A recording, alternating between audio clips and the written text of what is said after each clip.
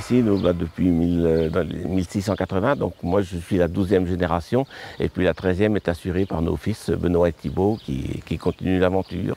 En 1964, mon père, suite à des ennuis de santé, s'est lancé dans l'aventure de l'agriculture biologique, parce qu'à l'époque c'était un petit peu une aventure, on n'en parlait pas beaucoup. L'exploitation de l'époque de mes parents, c'était une exploitation de polyculture élevage. Il y avait de la vigne, mais il y avait aussi des chèvres, des vaches, des céréales. Et donc, il a commencé aussi à en faire profiter les animaux.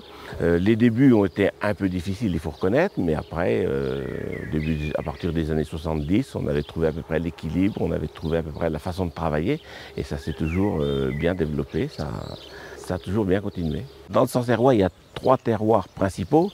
Il y a les caillottes, qui sont donc les terres calcaires. Il y a les terres blanches, qui sont des complexes argilo-calcaires.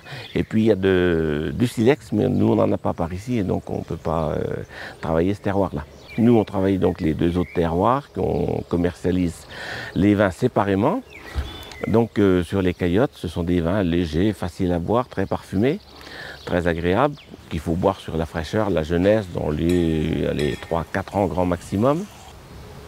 Ensuite les terres blanches, qui donnent des vins un petit peu plus expressifs, un petit peu plus marqués terroir, avec une expression différente du cépage, des vins qu'on pourra tenir 5-6 ans facilement. Il y a déjà longtemps qu'on fait de la vente directe aux particuliers, donc c'est un peu notre cheval de bataille. Ensuite, on participe à des salons. On est adhérent depuis 5 ans au Vigneron Indépendant, et puis on est adhérent aussi depuis 3 ans à la signature C'est du Centre, qui nous permet aussi une communication très intéressante au niveau de la région.